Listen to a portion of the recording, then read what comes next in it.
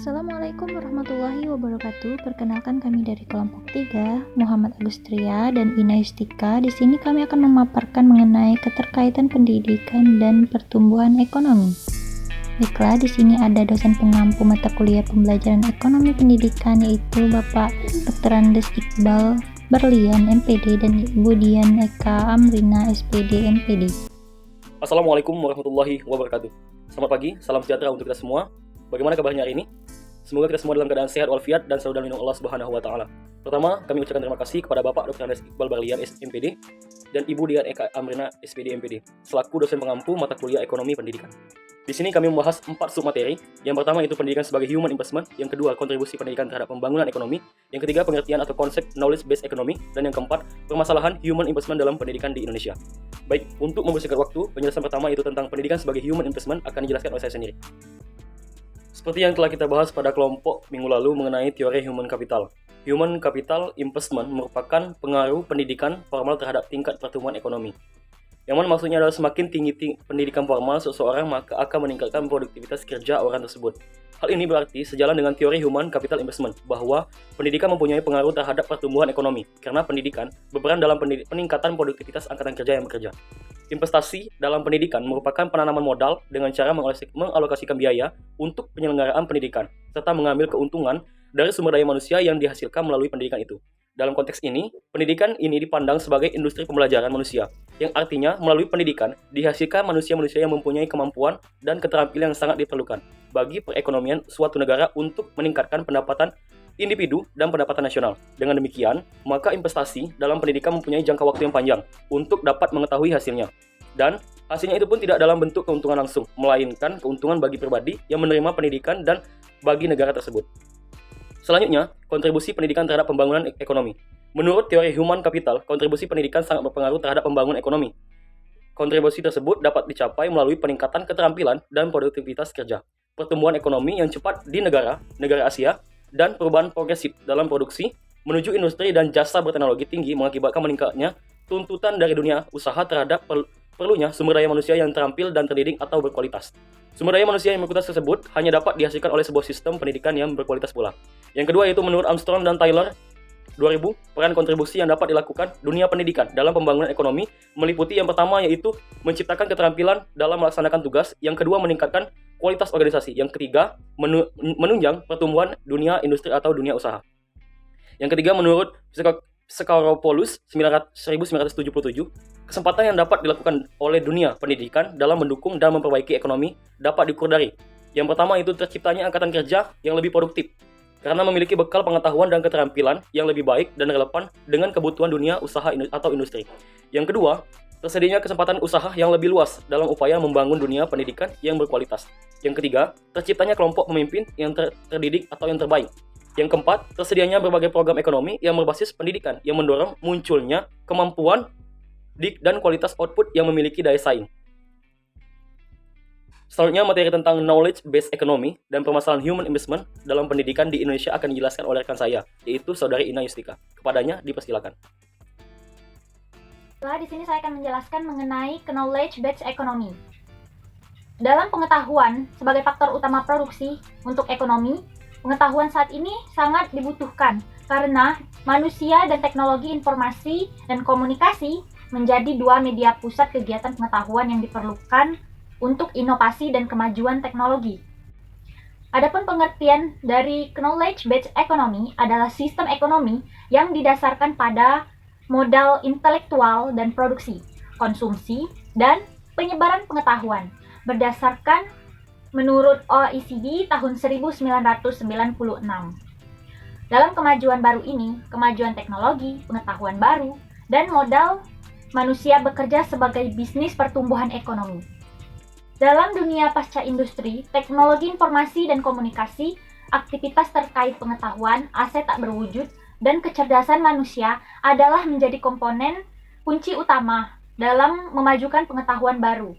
Mesin ekspansi ekonomi dalam realitas baru ini adalah sektor-sektor yang tergantung pada teknologi tinggi yang dimanfaatkan pengetahuan secara ekspansif. Adapun menurut Joseph dan Kastel dalam Kabir 2019, mengatakan bahwa definisi ekonomi pengetahuan yaitu merupakan ide atau informasi dan pengetahuan dengan sumber input proses penelitian dan pengembangan sangat padat pengetahuan dan produk jasa, komoditas, informasi baru, kekayaan intelektual, dan inovasi teknologi. Faktor-faktornya ditunjukkan oleh ekonomi adalah komersialisasi pengetahuan yang aktif, proliferasi pekerja yang pada pengetahuan, segmentasi, keterampilan yang terperinci, adopsi kemajuan teknologi oleh konsumen, oleh proses industri, dan modal manusia yang berpendidikan. Berdasarkan Joseph tahun 2000 dan Kastel tahun 1997. Adapun menurut Powell dan Snellman tahun 2014 mendefinisikan bahwa knowledge-based economy sebagai aktivitas produksi dan jasa yang berbasiskan pengetahuan yang dapat memberikan kontribusi terhadap kemajuan ilmiah.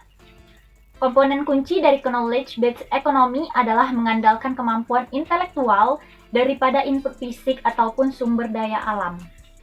Dari beberapa pendapat yang telah kita jelaskan, maka dapat mempunyai makna yang sama bahwa knowledge-based economy merupakan suatu kegiatan yang didasarkan pada model intelektual dan produksi, konsumsi, dan penyebaran pengetahuan. Dapat disimpulkan bahwa knowledge-based economy tersendiri merupakan suatu aktivitas produksi dan jasa yang berbasiskan pengetahuan dengan mengandalkan kemampuan intelektual dari pada input fisik ataupun sumber daya alam. Baiklah, selanjutnya itu adanya permasalahan human investment dalam pendidikan di Indonesia. Permasalahannya itu mengenai tingginya jumlah pengangguran lulusan universitas, mencerminkan tiadanya konsep pemerintah untuk mengelola dan memberdayakan potensi kolektif sumber daya manusia terdidik. Ada missing link antara proses pembelajaran dan kebijakan pengelolaan universitas dengan proyeksi pemanfaatan hasil pendidikan tinggi bagi pembangunan masyarakat. Terbatasnya pekerjaan dan gaji serta minimnya fasilitas pengembangan ilmu pasca kuliah kiranya menjadi bukti absennya konsep pengelolaan sumber daya manusia terdidik. Adapun pendapat yang mendukung dari permasalahan yang ada, menurut pendapat Elwin Tobing berpendapat meningkatnya pengangguran tenaga terdidik merupakan gabungan beberapa penyebab. Pertama, itu adanya ketidakcocokan antara karakteristik lulusan baru yang memasuki dunia kerja atau sisi penawaran tenaga kerja dengan kesempatan kerja yang tersedia, atau sisi permintaan tenaga kerja. Ketidakcocokan ini mungkin bersifat geografis, jenis pekerjaan, orientasi status, atau masalah keahlian khusus. Lalu yang kedua, semakin terdidiknya seseorang, maka semakin besar harapannya pada jenis pekerjaan yang aman. Maksudnya itu, golongan ini menilai tinggi pekerjaan yang stabil daripada pekerjaan yang aman, sehingga lebih suka untuk bekerja pada perusahaan yang besar daripada membuka usaha sendiri. Adapun pendapat yang kedua, menurut studi ClickNet tahun 1980 yang mengemukakan gejala meningkatnya pengangguran terdidik di Indonesia antara lain disebabkan karena adanya keinginan memilih pekerjaan yang aman dari resiko. Tingginya tingkat pengangguran di kalangan angkatan kerja terdidik ini dapat berdampak serius pada berbagai dimensi kehidupan. Dari dimensi politik, Huntington tahun 1901 mengatakan semakin tinggi tingkat pendidikan para penganggur, semakin gawat kadar tindakan disabilitas yang tercipta. Baiklah, itu saja. Sekian, terima kasih. Baik, terima kasih kepada Saudari Ina yang telah memberikan penjelasan tentang materi yang dijelaskannya. Jadi dapat saya simpulkan, pertumbuhan ekonomi di Indonesia dipengaruhi juga oleh pendidikan. Oleh karena itu, pentingnya arti pendidikan bagi pertumbuhan ekonomi di Indonesia dengan meningkatkan produktivitas belajar agar para penerus bangsa yang masih belajar bisa lebih memahami ilmu ekonomi dan dapat meningkatkan perekonomian di Indonesia yang sedang terpuruk. Dengan kebutuhan ekonomi yang semakin hari semakin meningkat, faktor pendidikanlah yang akan membantu pertumbuhan ekonomi itu. Karena dengan pendidikan itulah akan menghasilkan kualitas-kualitas sumber daya manusia yang lebih profesional, baik untuk sektor industri maupun untuk sektor pertanian. Dan dari situlah akan berdampak dan berpengaruh pada pertumbuhan ekonomi bangsa Indonesia di masa yang akan mendatang. Konsep pendidikan sebagai salah satu investasi yang digambarkan sebagai intervensi kekuatan ekonomi atau education as investment telah berkembang secara pesat dan semakin diyakini oleh setiap negara bahwa pembangunan sektor pendidikan merupakan prasyarat kunci bagi pertumbuhan sektor pembangunan lainnya.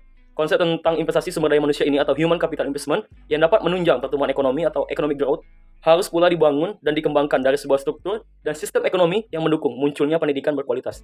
Pendidikan sangat memberikan kontribusi secara signifikan terhadap pembangunan ekonomi. Hal-hal ini telah menjadi sebuah justifikasi yang bersifat absolut dan aksiomatis. Berbagai kajian akademis dan empiris telah membuktikan keabsahan tesis tersebut. Yang mana menurut teori human capital, kontribusi pendidikan sangat berpengaruh terhadap pembangunan ekonomi. Kontribusi tersebut dapat dicapai melalui peningkatan keterampilan produktivitas kerja.